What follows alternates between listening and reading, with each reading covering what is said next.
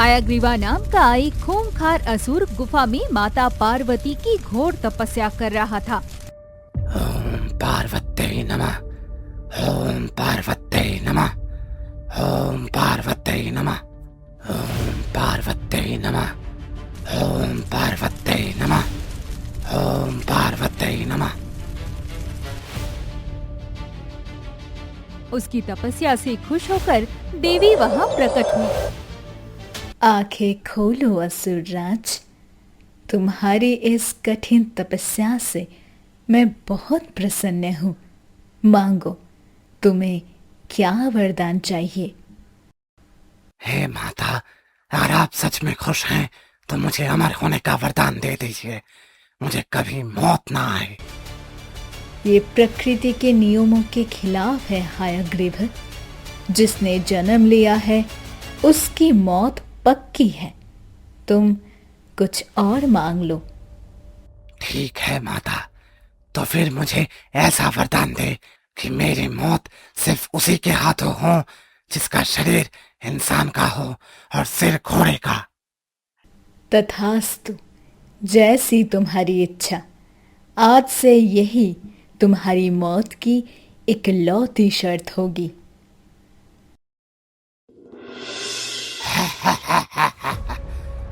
पूरी दुनिया में मेरे जैसा दूसरा कोई जीव है ही नहीं, और कोई देवता अपना मस्तक बदलकर घोड़े का मस्तक तो लगाएगा नहीं। मतलब मैं अमर हो गया।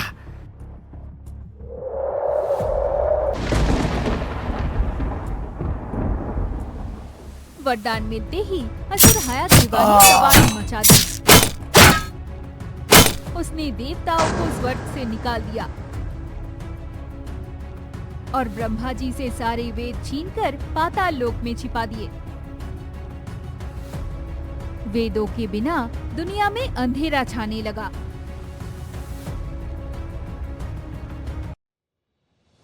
ब्रह्मा जी, अब हम क्या करें?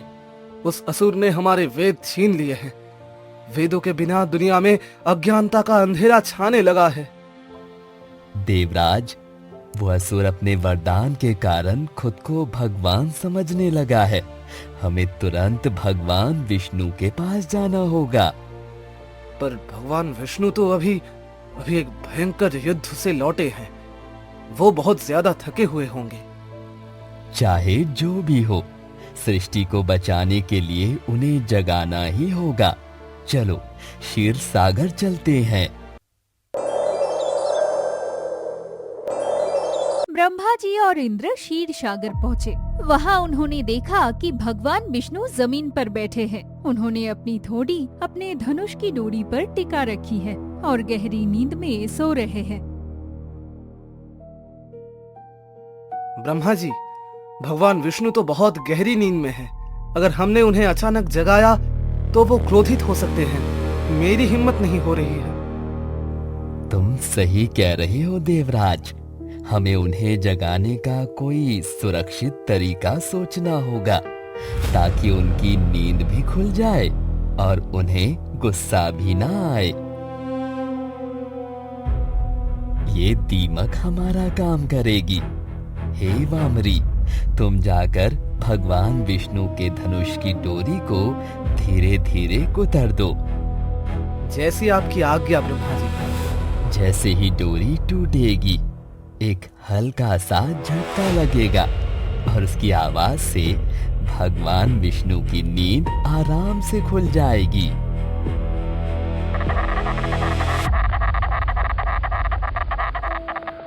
दीमक ने धीरे धीरे धनुष की डोरी को कुटारना शुरू किया, लेकिन डोरी इतनी ज्यादा टाइट थी कि टूटते ही एक भयंकर धमाका हुआ। धनुष के झटके से भगवान विष्णु का मस्तक उनके शरीर से अलग हो गया और देवता घबरा गए। नहीं ब्रह्मा जी, ये क्या हो गया? डोरी के झटके से भगवान विष्णु का मस्तक उनके शरीर से अलग हो गया। हे भगवान, मुझसे ये कैसा महापाप हो गया। मैंने तो सिर्फ डोरी कुतरने को कहा था, लेकिन हमारे रक्षक का मस्तक उनके शरीर से अलग हो गया। अब तीनों लोगों का क्या होगा? बिना सिर वाले भगवान विष्णु को देखकर तो असुर और भी खुश हो जाएगा। सब खत्म हो गया। तभी वहाँ एक तेज रोशनी आई और माता पार्वती प्रकट हुई। देवता डरे हुए थे, लेकिन देवी के चेहरे पर एक अजीब सी शांति थी। शांत हो जाइए देवगण, रोना बंद कीजिए। ये कोई अनर्थ नहीं है, बल्कि प्रकृति की रची एक बहुत बड़ी योजना है। माता, भगवान विष्णु का सिर कट गया और आप इसे योजना कह रहे हैं? प्रकृति अपना संतुलन खुद बनाती है देवराज। हर घटना के पीछे एक गहरा कारण छिपा होता है, जो समय आने पर ही समझ आता है। माते, तो अब हमें क्या करना चाहिए? अश्विनी कुमारों को तुरंत बुलाया जाए और उनसे कहो कि एक सफेद और दिव्य घोड़े का सर लेकर आए। घोड़े का सिर? लेकिन घोड़े के सिर का भगवान विष्णु के शरीर से क्या काम?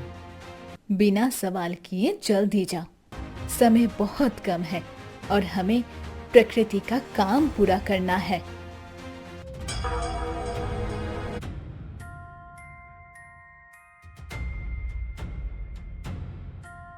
देवताओं को कुछ समझ नहीं आ रहा था, पर उन्होंने अश्विनी कुमार से भगवान विष्णु के धड़ पर घोड़े का सिर लगवा दिया। सिर जुटते ही भगवान एक नए रूप में जाग उठे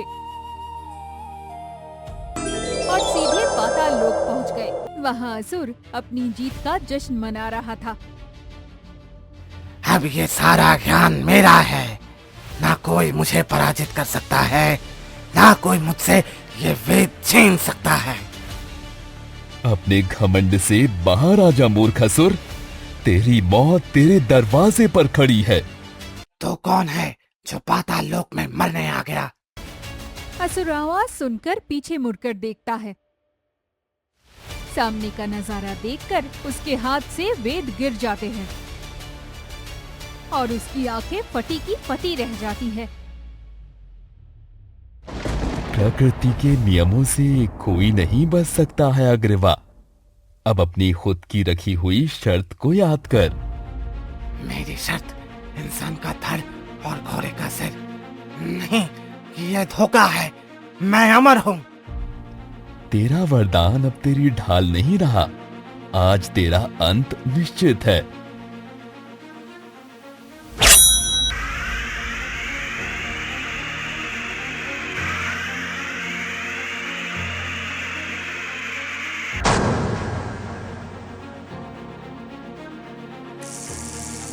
भगवान विष्णु और असुर के बीच भयंकर युद्ध हुआ, क्योंकि असुर की मौत की इकलौती शर्त अब पूरी हो चुकी थी। इसीलिए भगवान विष्णु ने आसानी से उसका वध कर दिया और वेद वापस ले लिया।